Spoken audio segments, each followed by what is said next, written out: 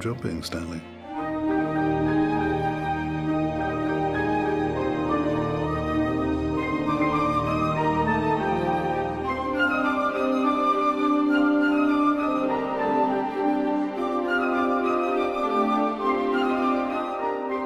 He is considered by many the greatest film director the medium has ever known. Yet in a 45-year career, Stanley Kubrick's films number only a dozen. That he strove for perfection is well established. What is less known is that he lavished years of energy on several films that never saw the flickering light of the silver screen. The most famous of these, AI, Artificial Intelligence, was made by Steven Spielberg with Kubrick's blessing. But there were two other films that came tantalizingly close to creation. And people having it off in closets and so on. And the battles, of course, take place, but it's not like a film like Waterloo. Bold, brilliant, and exacting, obsessed with detail. The phrases have been used to describe both Napoleon and the director who yearned to tell his story. Well, it's an easy parallel to make. I don't know if it tells us much about Stanley or Napoleon. Napoleon also had a technique among his staff, which was that he would rotate them in and out of his regard. So one week he'd have one favourite and he'd defer to this person and give them all the good jobs. And then the next week this person would notice they were pushed a little to one side and someone else was being brought in. And he would rotate these people all the time so that everybody was on tenterhooks and everybody was desperate to do what he asked. In fact, the thing you heard over and over again in the Kubrick unit is, "But what shall I tell Stanley?" One of Kubrick's challenges in developing the project was realizing the enormity of his vision within the confines of a realistic budget. Well, he had designed it so that it was reasonably inexpensive, considering the fact that it was Napoleon and had vast battle scenes. And so what Kubrick did, he came with this great idea of having paper costumes. So you would have like 4,000 people in proper costumes, the people you would be able to see. But in the background, you would have 10, 20, 100,000 people in paper costumes. And so it would just be a disposable costume. And he did camera tests on these to see how they would register. And they looked just the same as a normal costume close up. One of the problems with doing Napoleon the way Stanley wanted to would be access to these great rooms at Versailles and things like this, which nobody's going to let you shoot in. And so he realized that with the front projection, the technology we had used for 2001 for the ape sequence, he could use that same technology and be able to tell the story of Napoleon like it had never been told before. Because you could be there at the Battle of Austerlitz, you could be there in the Hall of Mirrors of Versailles.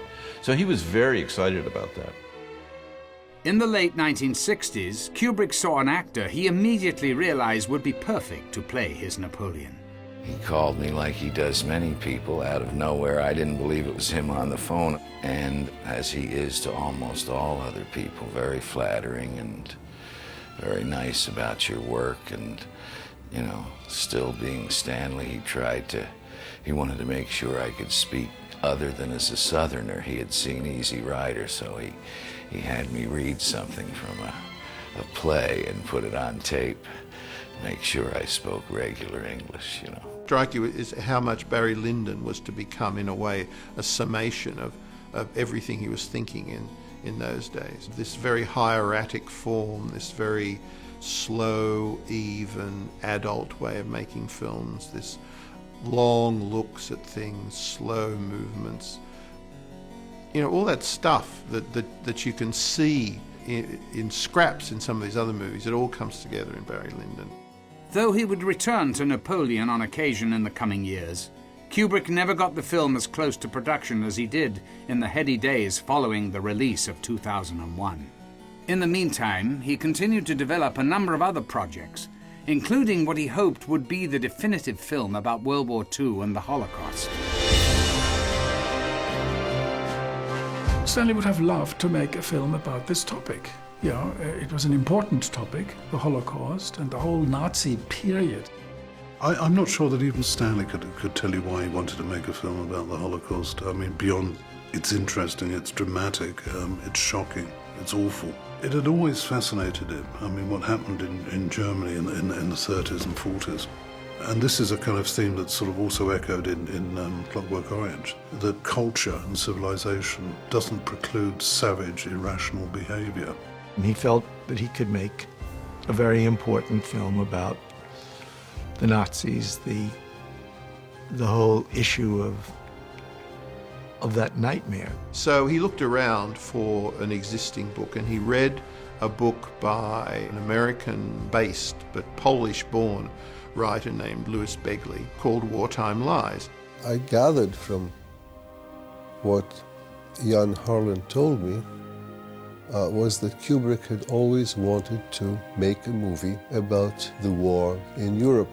And he decided that Wartime Lies was the book that he wanted to use. I have always admired Kubrick as a filmmaker, just boundlessly. So when I was told that it was he who was acquiring the rights, I practically jumped up for joy. Kubrick determined to call his film The Air Story. Kubrick chose Joseph Mazzello, fresh off his co-starring role in Steven Spielberg's Jurassic Park. I think that the first time I remember Aryan papers being talked about was on the set of Jurassic Park.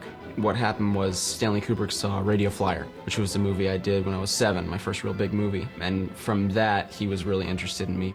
For the role of the aunt, Uma Thurman was an early favorite. Ultimately, however, Kubrick set his sights on Dutch actress Johanna ter Steger. He just rang me up one day and said, I'm starting preparation for this film. Could you come out and do some tests for 3 or 4 days? So I said, yes, of course, you know, what's it about? And he said, I'll tell you when you get here. And I said, well, who's in it? And he said, a young actress. I said, what's her name? He said, I'm not going to tell you. I said, okay. And I went out there and we did all these tests. He wouldn't tell me the name of this girl. He just wouldn't tell me.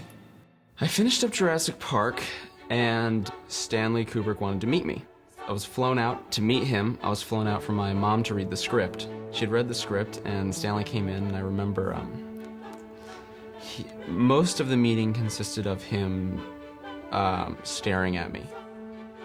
He even commented at one point, he said, I'm sorry, Joe, don't feel uncomfortable, but I'm just looking at you. I'm just looking at your eyes. I have to look at your eyes.